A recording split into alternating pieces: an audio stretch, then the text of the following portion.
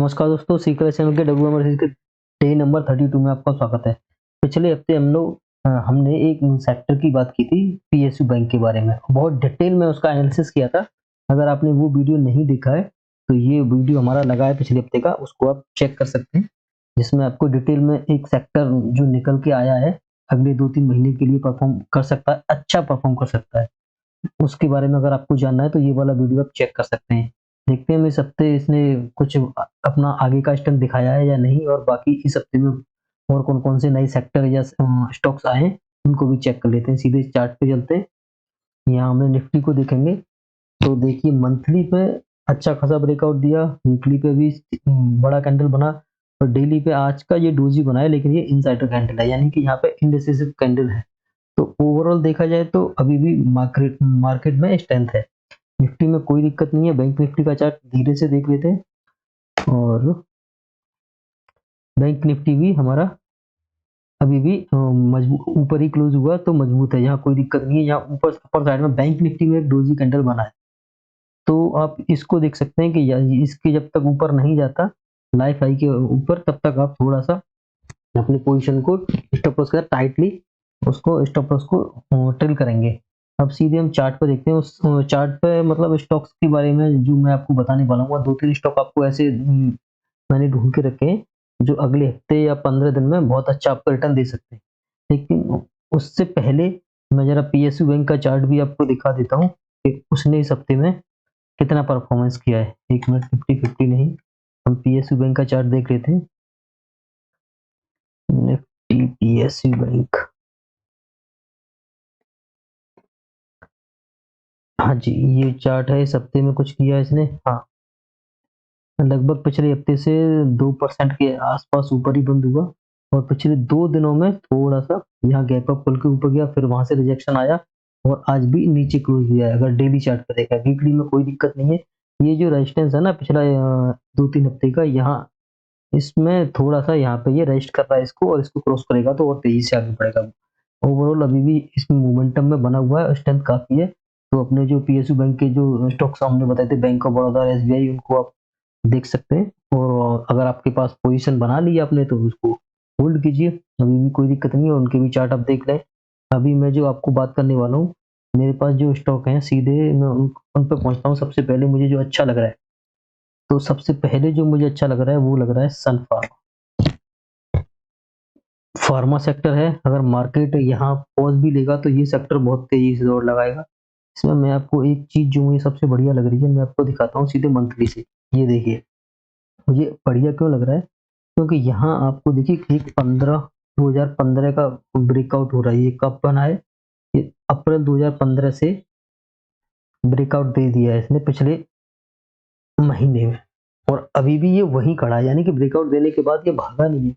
तो इसमें स्ट्रेंथ अभी भी यहाँ वो बहुत आपको सही लेवल पे खड़ा हुआ है, और अगर इसका आप टारगेट निकालेंगे तो बहुत बड़ा टारगेट निकलेगा। मैं आपको दिखा दे रहा हूँ। ये देखिए, ये एक्चुअली ऐसे जो कप का हम टारगेट निकालते हैं वो इसकी स्ट्रेंथ के हिसाब से निकालते हैं। मैं दिखा देता हूँ आपको, ये जितना भी इसका स्ट्रेंथ है यहाँ से, और ये, अब इसको सीधे हम उठा के इसके ऊपर रख देंगे तो इसका जो टारगेट आएगा लगभग, अगर हम इसको कैलकुलेट करें तो आपका ये दिखेगा आपको लगभग 2000 के आसपास, यानी कि यहाँ से 800 रुपये में। और इसको आप कैलकुलेट कर लीजिए कितना परसेंट आएगा, 70% ऊपर अभी ये यहाँ से है, यानी कि कम से कम इसको 50% भी कैलकुलेट करेंगे तो भी यहाँ से डबल डबल या आपका 2000 के आसपास जाएगा, तो 70% के आसपास बढ़ सकता है। तो लेकिन इसमें टाइम लगेगा। मैं ये नहीं कह रहा कि ये भी आपका 1 हफ्ते या 2 हफ्ते में ये 70% ऊपर बढ़ जाएगा। ये जो 72% आपको दिख रहा है, इसमें हो सकता है 2 महीने, 3 महीने, 4 महीने लग जाए, 6 महीने भी लग सकते हैं। लेकिन यहाँ से क्या है, इसमें आपको पोजीशन बनानी है और उसको होल्ड करना है लगभग 2-3 महीने के लिए, और स्टॉप लॉस के साथ आपको ट्रेल करते रहना है। तो मैं आपको दिखा देता हूँ इसका वीकली चार्ट देखते हैं। अब इसमें हम कहाँ पोजीशन ऐड करेंगे, स्टॉप लॉस कितना रखेंगे, वो सारी चीजें देखते हैं। वीकली चार्ट पे देखिए, पोजीशन आपको जहां मिलती है वहां आप इसको रख सकते हैं, यानी कि इसके ऊपर हमारी एंट्री हो जानी चाहिए थी 1250 के ऊपर, तो अभी भी वही है, 10 रुपए ऊपर है मात्र। और जो इस कैंडल का लो है ना, उसका हम स्टॉप लॉस रखेंगे। 1180 के आसपास, लगभग 80 रुपए के आसपास, 80 क्यों, हाँ 60 रुपए के आसपास का बनेगा यहाँ पे आपका स्टॉप लॉस। उसके बाद रिवॉर्ड कितना बड़ा है, आप वो चीज़ देखिए। तो आपको बस सिंपल सा ये चीज़ याद रखना है कि ये आपका स्टॉप लॉस हो गया,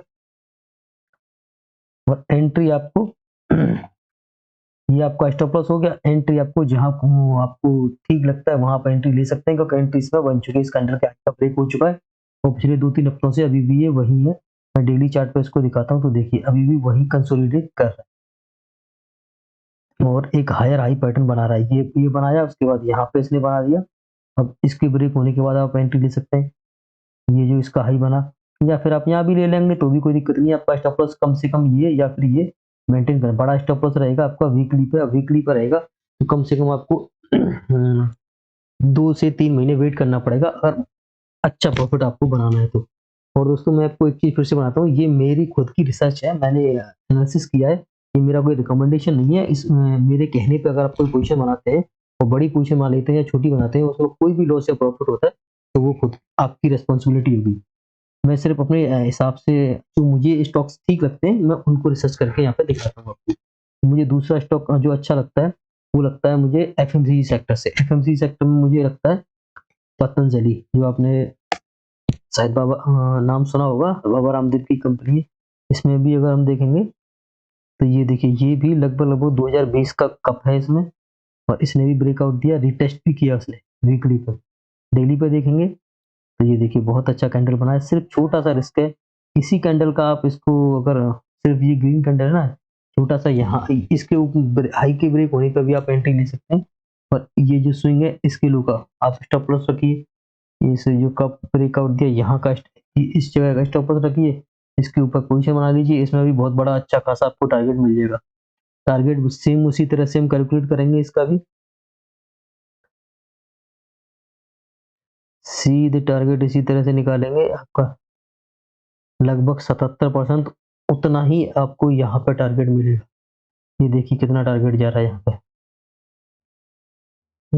अगर इसको हम कैलकुलेट करें यही लगभग 2100-2200 के आसपास, यहाँ से 43% और ऊपर जहाँ भी है ये चीजें आपको देखनी, लगभग 40% भी आप इसको मान के चलेंगे तो भी काफी अच्छा इसमें पोटेंशियल है। लेकिन ये भी आपको 2 से 3 महीने के लिए होल्ड करना पड़ सकता है, तो वो चीज है, आप इनको ध्यान दीजिए। 2 स्टॉक्स मैंने आपको बताए, सन फार्मा फार्मा सेक्टर से, पतंजलि फूड एफएमसीजी से। और मुझे अच्छा लगता है एक, मैंने लिस्ट में मैं आपको दिखा देता हूँ जो मैंने बना हुआ था। और पावर सेक्टर में से एक अदानी पावर, अदानी के शेयर में भी मोमेंटम यहाँ पे बनता हुआ दिख रहा है, लेकिन उस सब में से अच्छा मुझे ये पावर सेक्टर अच्छा लगा। बहुत ही लो रिस्क ट्रेड है, देखिए तीनों ऐसे 60 के ऊपर है और ये यहाँ पे अभी भी सपोर्ट ले रहा है। वैसे एंट्री यहाँ करनी चाहिए थी, जो लोग मिस कर दिए हैं तो कोई बात नहीं, अब बिल्कुल सेफ एंट्री है, बस छोटा सा रिस्क है। अगर ये जो पिछले कैंडल के 2-3 कैंडल है ना, इनके लो का आप स्टॉप लॉस रखिए छोटा सा, और इस कैंडल के हाई के ऊपर जो रेड कैंडल है इसके हाई ब्रेक होते ही एंट्री ले लीजिए। अच्छा खासा पहला टारगेट 550 और सेकंड टारगेट लगभग इसमें आपको 570 के आसपास तक का, यानी कि 10% का मूव मिल सकता है, जो कि आपको 1% का भी इसमें स्टॉप लॉस नहीं है। ये देखिए बहुत छोटा सा यहाँ रिस्क है, इसको ट्रेंड लाइन का भी ब्रेकआउट हुआ तो अगर इससे नीचे जाएगा तो वैसे भी आप इसमें से एग्जिट हो जाइए। बहुत लो रिस्क ट्रेड बनता है अदानी पावर का। ये 1 हफ्ते का ही ट्रेड है, ये लंबा, आप इसको अगर यहाँ से ब्रेकआउट दे देता है, ये लाइफ हाई बना देता है तो उसके बाद हम देखेंगे। लेकिन फिलहाल में सिर्फ 1 हफ्ते के लिए ये ट्रेड को कैरी कर सकते हैं। मेरे हिसाब से, मेरे पॉइंट ऑफ व्यू से, यहाँ से मैं इसका ब्रेकआउट होते ट्रेड लूंगा। छोटा सा स्टॉप लॉस रहेगा, ये लगभग 508 505 मान लीजिए, 508 505 का, और 24% का स्टॉप लॉस है। और रिवॉर्ड मेरा पहला टारगेट लगभग 550 और दूसरा जो रहेगा 590 लगभग, ये 2 टारगेट रहेंगे इसके लिए। तो ये एक आपको ट्रेड लगेगा। उसके बाद अगर मैं आपको कुछ रिकमेंड यहाँ पे दिखाऊंगा तो वो एक और दिखेगा मुझे, महिंद्रा एंड महिंद्रा जो ऑटो सेक्टर का है, क्योंकि ये भी ठीक लगता है।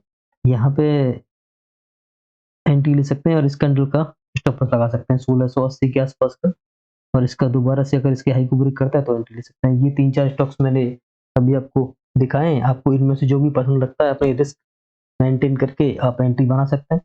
बाकी ये देखिए, जो मेरे पॉइंट ऑफ व्यू से जो मुझे ठीक लग रहा है वो मैंने यहाँ पे आपको दिखाया है, और मुझे क्यों पसंद है, क्यों मैंने ये चुने हैं, वो सारी चीज़ें आपको दिखाई हैं। मुझे इस वजह से ये पसंद आ रहे हैं। और बाकी महिंद्रा एंड महिंद्रा मैंने ऑटो सेक्टर में तो जुड़ा है, जो अभी बेस्ट सेक्टर चल रहा है। काफ़ी पिछले 6 महीने से लगातार ये बुलिश ही है, ये पूरा सेक्टर। तो मैंने जो भी सेक्टर चुने हैं वो अभी बुलिश हैं और आगे मोमेंटम में रहने वाले हैं, इसलिए मैंने उनमें से चुना है। पीएसयू बैंक्स में मैंने एक भी स्टॉक नहीं लिया, क्योंकि वो पिछले हफ्ते में बता चुका हूँ आपको, बैंक ऑफ बड़ौदा और एसबीआई। तो वो चीज़ आपको पिछली वीडियो में देखने को मिलेगी, कहाँ एंट्री थी, कहाँ टारगेट थे, वो सारी चीज़ें। बाकी अब देखते रहेंगे अगले हफ्ते में क्या होता है। तो इन सभी स्टॉक्स को ट्रैक करना है आपको।